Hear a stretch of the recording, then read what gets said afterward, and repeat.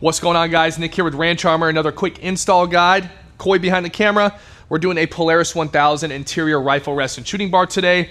This one does require a little bit additional steps. It is not a direct bolt-on, guys. It does require a little bit of drilling. We'll get into that in a minute. Let's go over what's included and what you need. Here's your actual shooting bar, or your shooting bar itself, guys, with the threaded inserts on each side. Those are 3/4 inserts with your corresponding nuts, your pad. These are the monster hex bolts, 3/4 thread with 1 1/8 head. Here's your brackets. They're going to mount to the side pillars, or the pillars of the Polaris.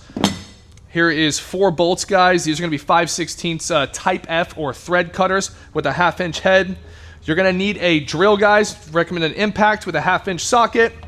You're going to need an actual drill with a what's called a K-bit. But if you don't have a K-bit, a 1/4 inch bolt, I'm sorry, a 1/4 inch bit will work. It's just going to be a little bit more difficult to get these type F thread cutters in. Obviously a tape measure, because we want to make sure your holes are straight and accurate with your other corresponding holes, and a crescent wrench to tighten these guys in. So we're going to go ahead and get started on it, guys. See you at the next part. All right, we got Coy taking off the factory grab bar handle, or the oh shit handle if you want to call it. We are going to use those holes to mount a bracket, and then we're going to show you those holes are going to be drilled on the opposite driver pillar arm to mimic it and mount that bracket. All right, so we need the tape measure for this part, guys. You're gonna want a pen and paper. Don't remember it. Don't use your memory, especially if you're a couple beers deep already, okay? We wanna make sure this is straight when it's going across. So you're gonna measure from this factory pressed bracket that is on your Polaris unit, from the bottom of that to the center of the hole. So double check again. Bottom of this bracket that Polaris has here from the factory to the center of the hole should get you right at about 7 1/4 inches, guys. Okay, so write that down.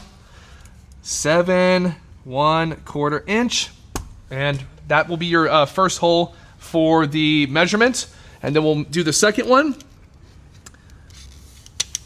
All right, right at about 18 on center. Again, double check. If you got a buddy with you, have him do a measurement too. 18 on center for that guy. We've got our holes ready to go. Let's drill. All right, so Coy here is measuring on this side, getting to his first center hole at 7 1/4. And again, we're gonna show you just how important it is to make sure it's not only center up and down, but left to right as well. That second hole will be at 18. Again, being proper up and down is good, but you want to be correct left to right as well. So center it on that bar perfectly, just like it was for your grab handle on the other side. All right, we've got our measurement done. We're doing a quick drill here. There we go, butter. All right, we're gonna go ahead and take our first bracket. The brackets, guys, are universal. There's not a left and right. So take our first bracket. We're gonna take our first type F bolt here, line it up. We're gonna go ahead and just don't tighten it all the way yet. Just get it in like so. Second bolt. As you can see, there's a little resistance there because it is a type F. It is designed to thread cut into the frame, and we'll go ahead and tighten it down. There we go. Perfect. And what I did there is I put it on the lowest setting, which where I couldn't force it down anymore. So I'm gonna do the same thing on the other side. All right, same thing with the driver's side. Pull it down to the lowest setting, right, Coy? Yeah. Tighten it up. Again, it is a thread cutter. Do not be afraid. It is gonna give you a little resistance, and it should as it goes in and tightens. We're putting the crossbar on now. It is a little bit more helpful with the buddy, but you don't need one. These bars are pretty heavy duty, guys. In terms of your positioning, you can put it wherever you want, up or down, but what we're doing right now is just kind of hand tightening it on the lowest setting here. And then we will go to show you what it looks like after that. It just does that sometimes. It's an idiot. Just click on me. Ready?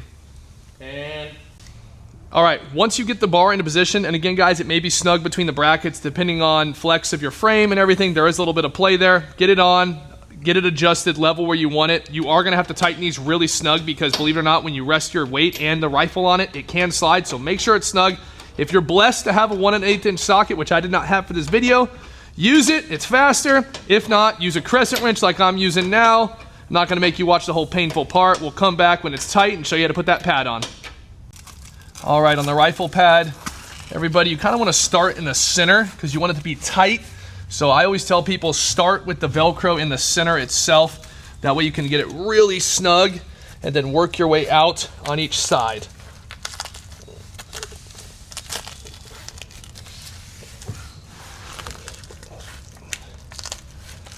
All right, there we go. Make sure you get a nice pad to rest on there. Now here's the cool thing, guys.